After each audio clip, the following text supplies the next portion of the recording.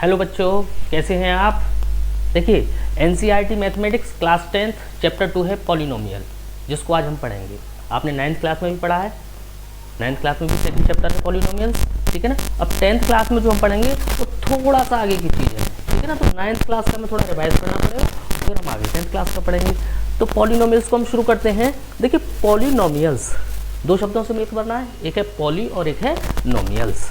एक है पॉली और एक है नोमियल, ठीक है। इनका क्या मतलब होता है? पॉली का मतलब होता है मैनी, यानी कि एक से ज़्यादा, बहुत से, यानी क्या होता है? बहुत से, यानी कि एक से ज़्यादा। और नोमियल्स का मतलब होता है पार्ट्स। पार्ट्स मतलब पद, यानी कि बहुत से पद जहाँ होते हैं उसे हम क्या कहते हैं? पॉलिनोमियल। इसीलिए बहुत से पद मिलकर शब्द बना बहुपद। तो इस चैप्टर को हम हिंदी में क्या पढ़ते हैं? बहुपद भी कहते हैं। जैसा कि आपने 9th क्लास में पढ़ रखा है, पॉलिनोमियल की एक जनरल जो पहचान होती है वो क्या होती है? कांस्टेंट इनटू वेरिएबल की power whole number. Constant into variable की पावर होल नंबर, ये जनरल सी पहचान होती है बहुपद की। कैसे होती है? अच्छा, पहले ये समझो होल नंबर क्या होता है। होल नंबर क्या होता है?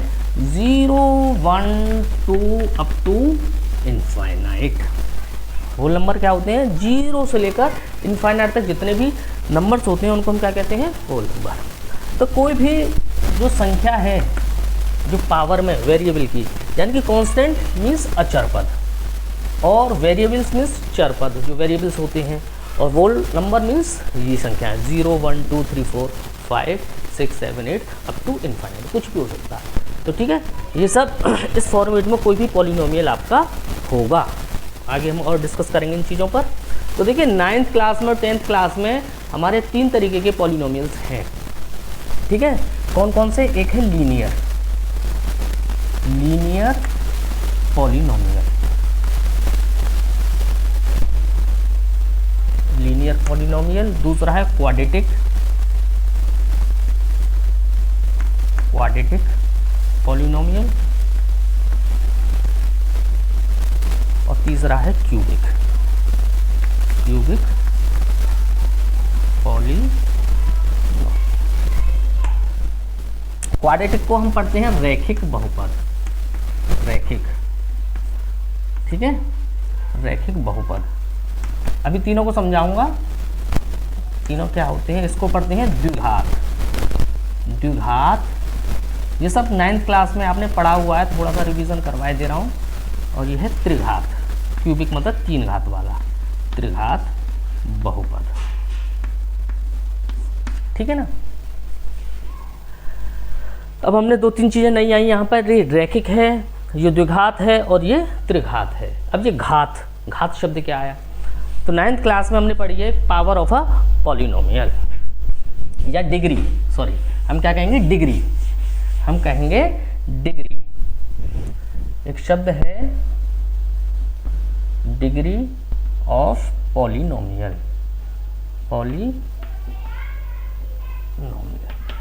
Degree of a polynomial. इसको हम हिंदी में कहते हैं बहुपद की घात।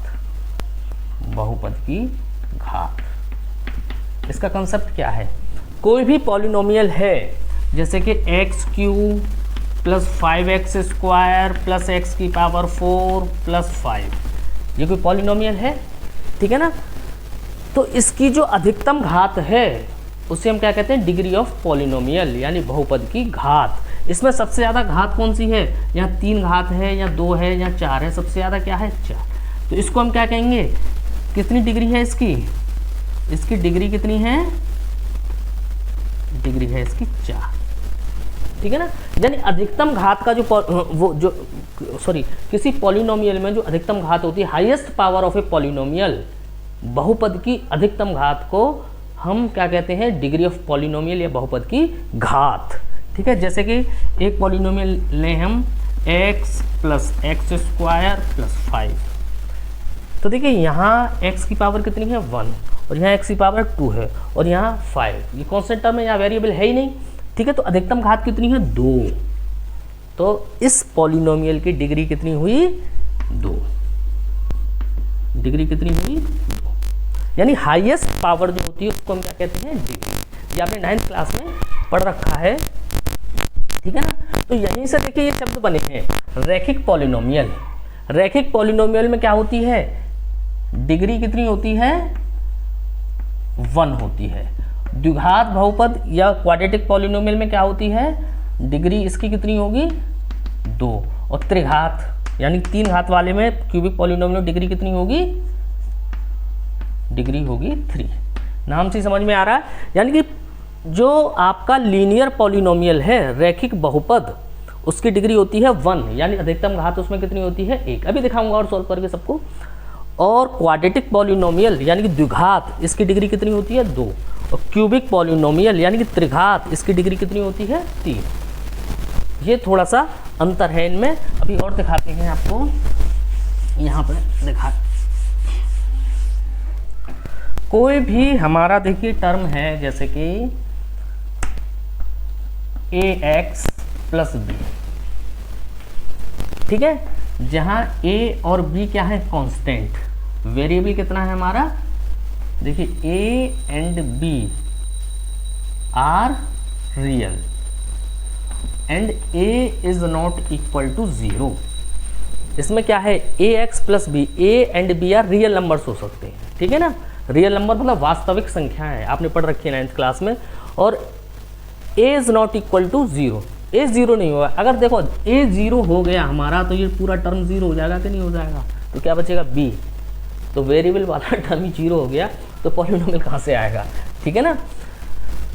ax प्लस बी, तो देखिए यहाँ हमारी पावर कितनी है 1, तो ये क्या हो गया लीनियर पॉलिनोमियल, ठीक है। दूसरा आता है द्विघात यानी कि क्वाड्रेटिक पॉलिनोमियल। इसकी जनरल फॉर्मेट होती है ax square plus bx plus c, ठीक है। देखिए यहाँ x की पावर 2, यहाँ x की पावर 1, और ये क्या हो गया कांस्टेंट टर्म हो गया। यहाँ a b and c are real numbers हैं, but a is not equal to 0। यहाँ पे भी a 0 नहीं हो सकता। कैसे नहीं हो सकता ये मैं बताता हूँ। अगर वही कंडीशन जो ऊपर बताई थी, अगर यहाँ a 0 हो गया तो 0 इंटू एक्स स्क्वायर, ये पूरा टर्म 0 हो जाएगा कि नहीं हो जाएगा, हो जाएगा ना। और जब ये 0 हो गया तो हमारे पास क्या बचा bx प्लस सी, तो bx प्लस सी में मैक्सिमम पावर कितनी है, हाईएस्ट पावर कितनी है 1। जब एक हाईएस्ट पावर होती है तो उसको हम क्या कहते हैं लीनियर, फिर ये क्वाड्रेटिक नहीं रहेगा। समझ में आई बात, ठीक है। ऐसे ही चलिए और बताता हूँ, इसे और समझाता हूँ। इसको हम ax स्क्वायर प्लस सी भी लिख सकते हैं, ax स्क्वायर प्लस सी, तब भी ये क्वाड्रेटिक है। क्यों है क्वाड्रेटिक, क्योंकि मैक्सिमम पावर कितनी है इसमें 2। जो b वाला टर्म है b 0 हो गया, इसको हम लिख सकते हैं 0b प्लस सी, लिख सकते हैं नहीं, क्योंकि 0 भी एक रियल नंबर होता है। मैंने लिखा a b and c are real, 0 भी एक क्या होता है रियल नंबर। तो अगर b 0 हो गया तो सॉरी 0 इंटू एक्स ये हो जाएगा, b की जगह 0 रख दिया तो इस टर्म को मैं लिखूं ना लिखूं ये भी लिख सकते हैं ax स्क्वायर प्लस सी, ये भी एक क्वाड्रेटिक पॉलिनोमियल है। देखिए ax स्क्वायर प्लस bx, ये भी एक क्वाड्रेटिक पॉलिनोमियल है। क्यों कि मैक्सिमम पावर कितनी है 2। और देखिए ax स्क्वायर, ये भी एक क्वाड्रेटिक पॉलिनोमियल है, ठीक है ना। यानी कि मैक्सिमम पावर सब में कितनी है 2, तो सब कौन सी श्रेणी में आते हैं क्वाड्रेटिक पॉलिनोमियल। इसकी जो जनरल फॉर्मेट है क्वाड्रेटिक की वो ये होती है ax square plus bx plus c। ऐसे ही ये जो मैंने लीनियर बताया था ax प्लस b, इसमें a 0 नहीं होगा, ax ये भी एक लीनियर पॉलिनोमियल है, ठीक है ना। क्योंकि 0 b क्या है एक रियल नंबर है और b 0 हो सकता है, ठीक है ना। ये चीज़ें समझ में आ गई होंगी तो नोट कर लो। अब मैं समझाता हूँ क्यूबिक पॉलिनोमियल, ठीक है।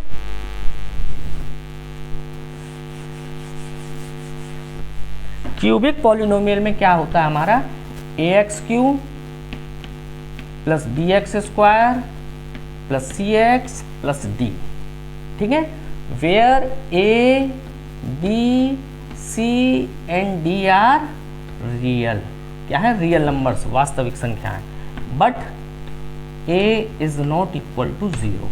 ए बी सी डी क्या है, रियल नंबर्स हैं, लेकिन ए जो है वो 0 नहीं हो सकता, बाकी कुछ भी हो सकता है। अब देखिए वही कंडीशन, अगर ए 0 हो गया तो ये पूरा टर्म 0 हो जाएगा ना, और ये पूरा टर्म 0 हो गया तो यहाँ से यहाँ तक मैक्सिमम पावर कितनी बची, 2, और जब मैक्सिमम पावर 2 होगी तो उसको हम क्या कहेंगे, क्वाड्रेटिक कहेंगे, क्यूबिक नहीं कहेंगे।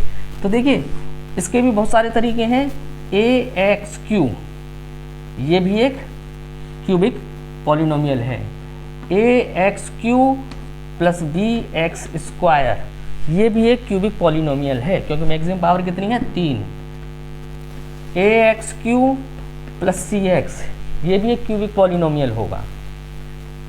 ए एक्स क्यू प्लस डी, ये भी एक क्यूबिक पॉलिनोमियल होगा, ठीक है। A X cube plus C X plus D, ये भी एक क्यूबिक पॉलिनोमियल होगा। A X cube plus B X square plus D, ये भी एक क्यूबिक पॉलिनोमियल है क्योंकि सब में मैक्सिमम पावर कितनी है, 3, मैक्सिमम पावर कितनी है, 3, ठीक है। तो ये क्यूबिक पॉलिनोमियल होगा। चलो एक चीज और समझा देते हैं, 3x square plus 5 under root X plus C, क्या ये पॉलिनोमियल है, ये पॉलिनोमियल नहीं है। क्यों नहीं है, मैं बताता हूँ। मैंने शुरुआत में डेफिनेशन लिखी थी, कांस्टेंट इनटू वेरिएबल की पावर होल नंबर, ठीक है ना, कांस्टेंट इनटू वेरिएबल की पावर होल नंबर। अब देखिए हर जगह A X square constant into variable की power whole number, constant into variable की power whole number, constant into variable की पावर होल नंबर। अच्छा कभी कभी ये भी हो सकता है सिर्फ एक्स क्यू हो, तो ये क्या है, क्यूबिक, क्यों कि ए की जगह 1 हो सकता है, 1 इंटू एक्स क्यू। तो कांस्टेंट का होना ना होना उतना मायने नहीं रखता, लेकिन कांस्टेंट क्या 0 नहीं होना चाहिए, ठीक है ना। और वेरिएबल की पावर क्या होनी चाहिए, होल नंबर, वेरिएबल की पावर क्या होनी चाहिए, होल नंबर। अब इस वाले एक्सप्रेशन में 3x स्क्वायर, यहाँ तो होल नंबर है, प्लस 5 रूट एक्स, तो 5x की पावर 1/2 हो गई, x की पावर कितनी हो गई, 1/2, और 1/2 कोई पूर्ण संख्या नहीं होती, एक होल नंबर नहीं है, इसलिए ये जो है हमारा पॉलिनोमियल नहीं है, इसको हम कहते हैं अलजेब्रिक एक्सप्रेशन, अलजेब्रिक एक्सप्रेशन। ऐसे ही एक्स स्क्वायर प्लस एक्स की पावर 3/4 कहीं हो तो भी ये पॉलिनोमियल नहीं है, क्यों कि पावर जो है वेरिएबल की वो क्या है, पूर्ण संख्या नहीं है, एक होल नंबर नहीं है। एक्स की पावर 0.5 हो, ये भी पूर्ण संख्या नहीं है, ठीक है ना, ये भी कोई पॉलिनोमियल नहीं है। एक्स की पावर -5 प्लस एक्स, ये वो नंबर है नहीं, क्योंकि नेगेटिव जो पावर्स होती हैं, नेगेटिव संख्याएं जो होती हैं वो भी होल नंबर नहीं होती, तो इसलिए ये भी कोई पॉलिनोमियल नहीं है। ये सब क्या है, अलजेब्रिक एक्सप्रेशन है। तो आपको ध्यान रखना है जो होल नंबर क्या होते हैं, 0, 1, 2, 3 से लेकर अप टू इनफाइनाइट तक, ठीक है। इनमें से कोई संख्या हो पावर में, ठीक है ना, वेरिएबल की, तो आप उसको होल नंबर कह सकते हैं, अन्यथा वो होल नंबर, वो सॉरी पॉलिनोमियल नहीं, ठीक है। इतना समझ लिया। इसके देखिए बच्चों, इसके बाद आता है जीरोज ऑफ पॉलिनोमियल, यानी कि बहुपद के हल, बहुपद के हल। बहुत ध्यान से समझना, ये जो टॉपिक है ये इस एक्सरसाइज को रिलेट करेगा, जो एक्सरसाइज 1.1 है आपके, वो 2.1 है आपके सिलेबस की, उसको रिलेट करेगा जीरोज ऑफ पॉलिनोमियल। इसको हम कहते हैं बहुपद के हल। जीरोज का मतलब वो वाली जीरो नहीं है, जीरोज का मतलब है पॉलिनोमियल में जो वेरिएबल है उसके सॉल्यूशन, उसके हल, ठीक है ना। अब पॉलिनोमियल मैंने क्या बताया, एक होता लीनियर है, क्वाड्रेटिक है, क्यूबिक। क्यूबिक तक आपके सिलेबस में है 10th में। तो लीनियर में डिग्री कितनी होती है, 1, ठीक है। और क्वाड्रेटिक में डिग्री कितनी होती है 2 और क्यूबिक में डिग्री कितनी होती है 3। यानी कि रैखिक जो समीकरण होता है उसमें अधिकतम घात होती है 1 और द्विघात में होती है 2 और त्रिघात में होती है 3। तो जितनी डिग्री का कोई पॉलिनोमियल होगा उसके उतने ही जीरोज होंगे, यानी कि वेरिएबल की जो सॉल्यूशन आएंगे उतने ही आएंगे। उसको समझते हैं जीरोज ऑफ पॉलिनोमियल होता क्या है। The value of x, value of x eight विच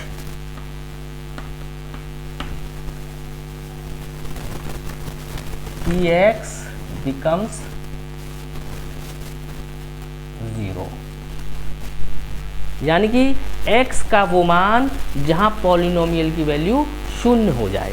जैसे कि हमने एक लीनियर पॉलिनोमियल लिया x प्लस 5, ये कोई पॉलिनोमियल है। पॉलिनोमियल को हम px से रिप्रेजेंट करते हैं, ठीक है ना। px is equal to x plus 5।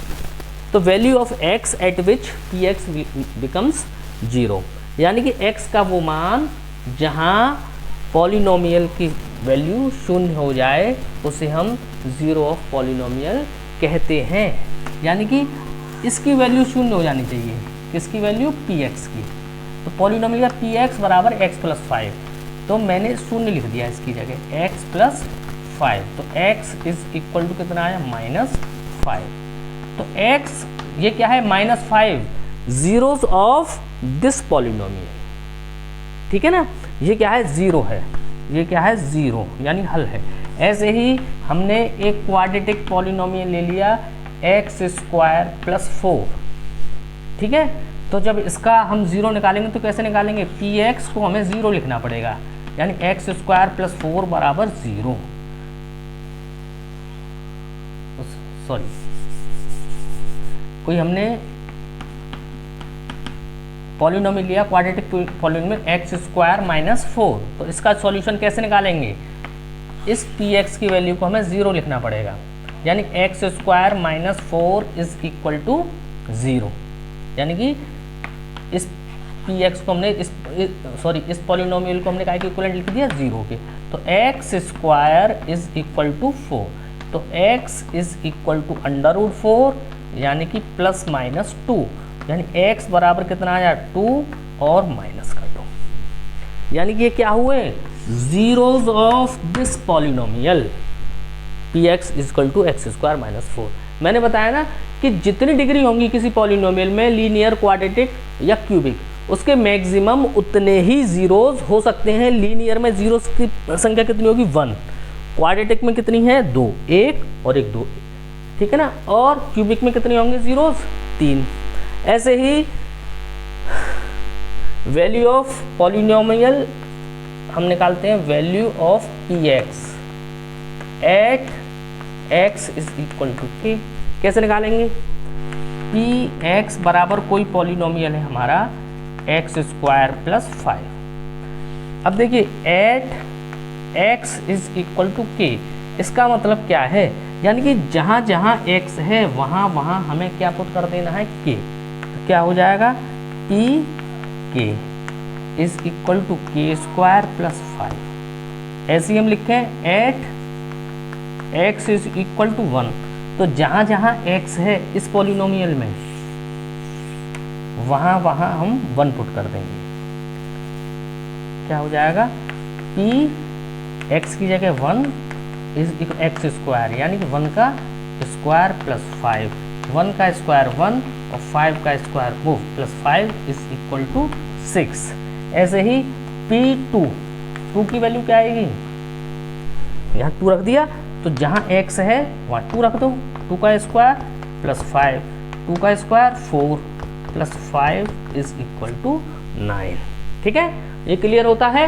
इसके बाद है आपका ज्योमेट्रिकल रिप्रेजेंटेशन ऑफ पॉलिनोमियल्स, इसको पढ़ते हैं, आप इसे नोट कर लीजिए।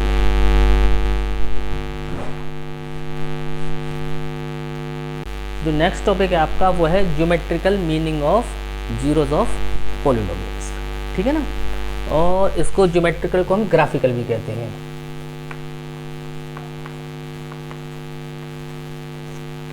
ठीक है ना, ग्राफिकल मेथड। इस आर्टिकल का मतलब क्या है।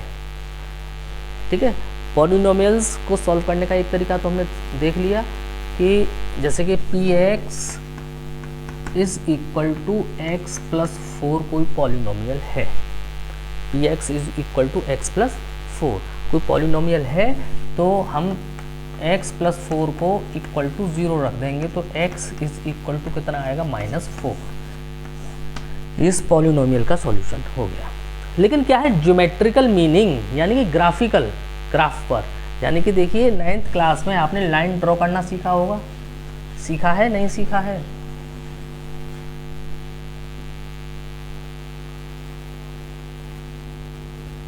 इस तरीके से हम ग्राफ बनाते हैं कॉपी पे। ये हमारा ओरिजिन है और यहाँ 1-1 सेंटीमीटर की दूरी पर हम, ये हमारा x एक्सिस और ये हमारा y एक्सिस। ठीक है,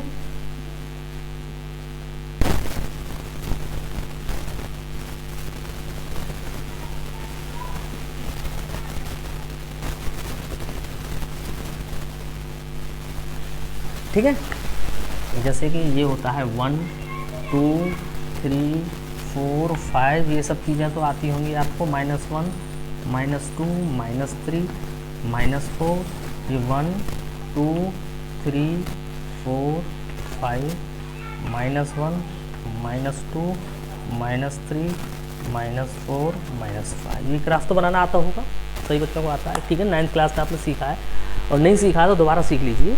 ठीक है, ये क्या होता है, ओरिजिन, मूल बिंदु। यहाँ x और ये x एक्सिस होता है और ये y एक्सिस, ये दोनों एक्सिस यहाँ मिलते हैं, इसको कहते हैं ओरिजिन। इसके कोऑर्डिनेट होते हैं 0, 0।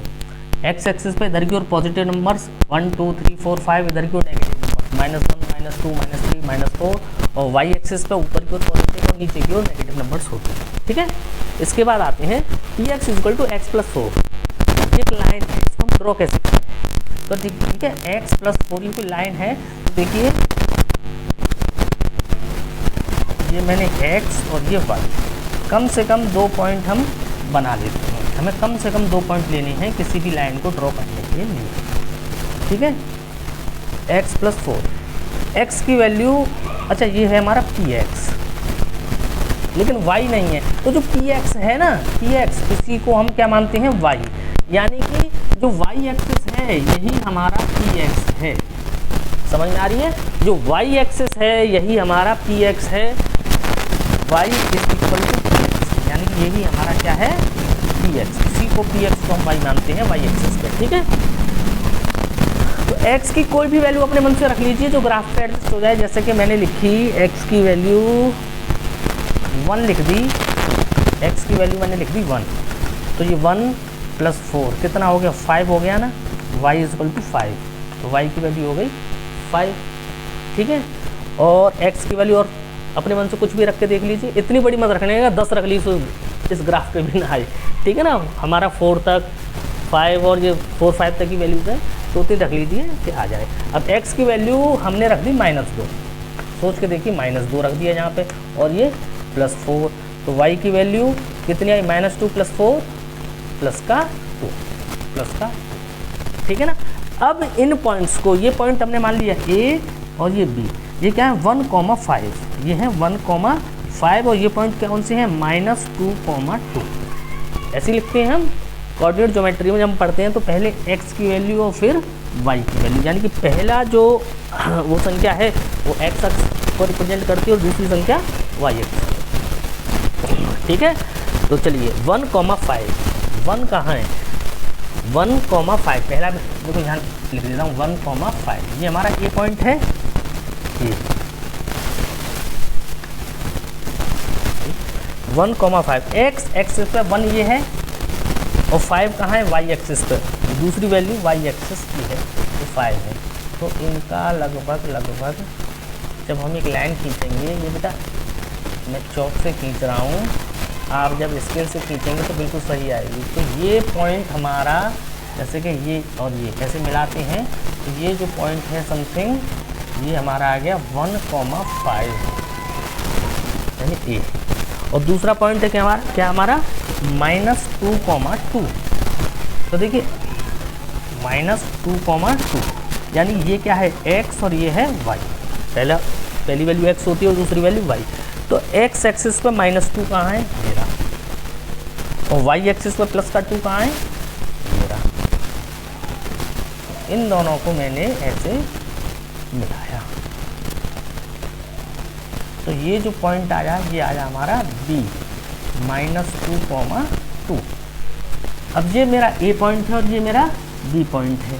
जब हम स्केल से इन दोनों को ऐसे मिलाएंगे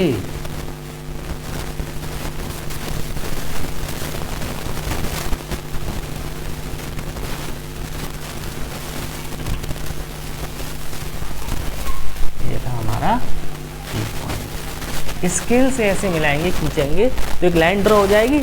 ये लाइन क्या है, px = x + 4। यही लाइन है, 9th क्लास में आपने सीखी है लाइन ड्रॉ करना, इसी तरीके से खींचते थे। तो px = x + 4 ये हमारी एक लाइन बन गई।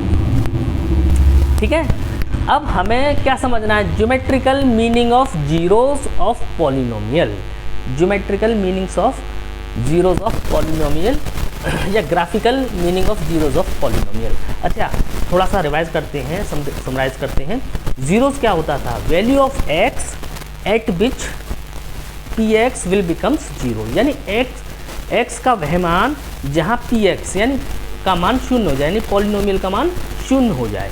तो देखिए मैंने एक साधारण मेथड से ये सॉल्व करके दिखाया आपको। ये हमारा पॉलिनोमियल px = x + 4। x + 4 को मैंने 0 रख दिया, क्योंकि px की वैल्यू क्या होनी चाहिए, 0। जब हम पॉलिनोमियल को सॉल्व करते हैं तो x + 4 को मैंने 0 रख दिया, तो x की वैल्यू कितनी आई, -4 सॉल्व करके। ठीक है, x की वैल्यू कितनी आई, -4।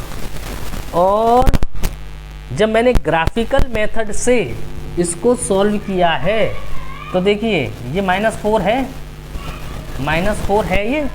तो ये x एक्सिस को जो पॉलिनोमियल है, ये जो लाइन है x + 4 x एक्सिस को कहाँ काट रही है, -4। तो दोनों हमारी संख्याएं बराबर हैं, यानी कि ये सॉल्यूशन ठीक है। ये तो मेरा पुराने वाले तरीके सॉल्यूशन हो गया, और ये हो गया ग्राफिकल मेथड से। ठीक है ना। अब ये क्या है, meaning of zeros. Meaning of zeros कैसे समझते हैं, मैंने आपको शुरुआत में बताया था कि हमारे पास लीनियर, क्वाड्रेटिक और क्यूबिक, ये 3 मुख्य हैं, और भी इससे ज़्यादा हो सकते हैं। ठीक है ना, सिलेबस में ये 3 ही है मुख्य। ठीक है ना। ये है लीनियर में डिग्री कितनी होती थी, 1, क्वाड्रेटिक में डिग्री 2 और क्यूबिक में डिग्री 3, यही बताया। और मैंने ये भी बताया था कि जितनी डिग्री होती है मैक्सिमम उतने ही सॉल्यूशन, यानी मैक्सिमम उतने ही जीरोस उस पॉलिनोमियल के होते हैं। यानी कि लीनियर कोई पॉलिनोमियल है तो उसके जीरोस कितने होते हैं, 1। ठीक है, क्वाड्रेटिक पॉलिनोमियल्स है तो उसके जीरोस मैक्सिमम कितने होंगे, 2। और क्यूबिक पॉलिनोमियल है तो उसके मैक्सिमम जीरोस कितने होंगे, 3। यानी कि x के जो हल हैं, x के जो मान हैं, लीनियर यानी रैखिक समीकरण के 1 आते हैं, द्विघात समीकरण के मैक्सिमम 2 आते हैं, और त्रिघात समीकरण के मैक्सिमम 3 आते हैं। ठीक है ना, इतना मैंने बताया था। अब ग्राफ को देखकर हम कैसे पता करें, ग्राफ को देखकर हम कैसे पता करें कि इसमें कितने जीरोस हैं। ठीक है, इसमें कितने जीरोस हैं। तो बेटा उसी डेफिनेशन पे आते हैं, x का वह मान जहां px का मान 0 हो जाए। px क्या है हमारा, y एक्सिस। px क्या है, y एक्सिस। ठीक है, या हम y कोऑर्डिनेट मान लें। और ग्राफ की अगर थोड़ी सी भी नॉलेज है आपको, 9th क्लास में आपने थोड़ा सा ही पढ़ा है, तो देखिए x एक्सिस पर y बराबर 0 होता है, जानते हैं, और y एक्सिस पर x बराबर 0 होता है। x एक्सिस पर हमारा y बराबर 0 होता है और y एक्सिस पर हमारा x 0 होता है। यानी कि ये जो एक्सिस है, इस पूरी एक्सिस पर y कोऑर्डिनेट क्या होता है, 0 होता है। और ये जो एक्सिस है, इस पूरी एक्सिस पे यहाँ से यहाँ तक कहीं पे भी, यहाँ कुछ भी कर लो, तो क्या होते हैं हमारे x कोऑर्डिनेट 0 होते हैं। तो value of x at which px = 0। px क्या है हमारा, y। तो y कहाँ 0 होगा, इस पूरे एक्सिस पर 0 ही होगा, इस पूरे एक्सिस पर 0 ही होगा y का मान, ठीक है। लेकिन पर्टिकुलर इस पॉलिनोमियल के लिए हम बात करें x+4, तो ये जो x+4 लाइन है इस एक्सिस को, x एक्सिस को कितनी जगह काट रही है? कहाँ काट रही है? एक वाली तो काट रही है x एक्सिस को। तो ये क्या है, हम डायग्राम देखकर ही बता सकते हैं कि इस पॉलिनोमियल के कितने जीरोज हैं? एक। बस आपको मोटा मोटा आप समझ लीजिए, जो हमारी एक्सरसाइज 2.1 है उसमें हमें ग्राफ देखकर ही बताना है कि इसमें कितने जीरोज हैं। तो जो इतना अब तक पढ़ाया उसका निचोड़ ये है बेटा कि हमें इस ग्राफ को देखना है, बनाना नहीं है, सिर्फ देखना है। बनाना तो 9th क्लास में था, अब हमें ग्राफ देखना है और देखकर ये पता करना है कि ये जो ग्राफ है एक्स एक्सिस को, ये एक्स एक्सिस है ना, कितनी जगह कट कर रहा है, काट रहा है, इंटरसेक्ट कर रहा है, प्रतिच्छेद कर रहा है, कुछ भी समझ लो, ठीक है ना। तो जितनी जगह कट कर रहा है या इंटरसेक्ट कर रहा है उतने ही जीरोज उस पॉलिनोमियल के हमारे हैं, ठीक है। बस इतनी सी बात ध्यान रखनी है आपको इस एक्सरसाइज में। और इसके बाद हम एग्जाम्पल करते हैं और एक्सरसाइज करते हैं, आप कंटिन्यूस रहिए, ठीक है।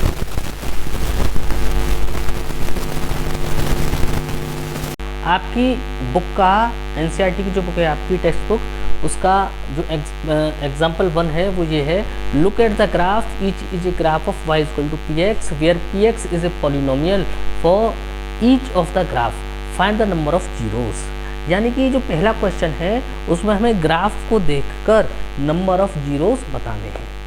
अभी पिछली जो टॉपिक था, अभी मैंने 5 मिनट पहले आपको बताया कि नंबर ऑफ जीरोज कितने होते हैं। कोई भी ग्राफ एक्स एक्सिस को जितनी जगह काट रहा है, जितनी जगह इंटरसेक्ट कर रहा है या टच कर रहा है, ठीक है ना, वो नंबर ऑफ जीरोज है, ठीक है। चलिए पहले क्वेश्चन को देखते हैं। इसमें ये ग्राफ है, ये एक्स एक्सिस को कहाँ काट रहा है? यहाँ पे एक जगह। तो इसमें जीरोज यानी कि हल कितने होंगे? 1। इसके हल कितने हैं? 1। ये सेकंड क्वेश्चन है, इसमें कितनी जगह काट रहा है? 1 और 1 2। इसमें जीरोज कितने हैं? 2, ठीक है। यहाँ कितनी जगह काट रहा है? 1 2 3। तो इसमें जीरोज कितने हुए? 3, ठीक है ना। समझ में आ रही है बात? इसमें कितनी जगह काट रहा है एक्स एक्सिस को? एक जगह। तो इसमें जीरोज कितने हुए? 1। यहाँ देखिए काट नहीं रहा, छू के जा रहा है, टच कर रहा है, ठीक है। लेकिन यहाँ टच कर रहा है तो px यानी कि y की वैल्यू इस पॉइंट पे भी 0 होगी। तो इसमें भी जब टच कर रहा है एक ही पॉइंट है, जीरोज कितने हुए इसमें? 1। और यहाँ देखिए 1 2 3 और ये 4। तो यहाँ जीरोज कितने हैं? 4, ठीक है। समझ में आ गया होगा। अब एक्सरसाइज 2.1 में एक क्वेश्चन है, उसको भी करते हैं, आप नोट कर लीजिए, ठीक है। देखिए बेटा, एक्सरसाइज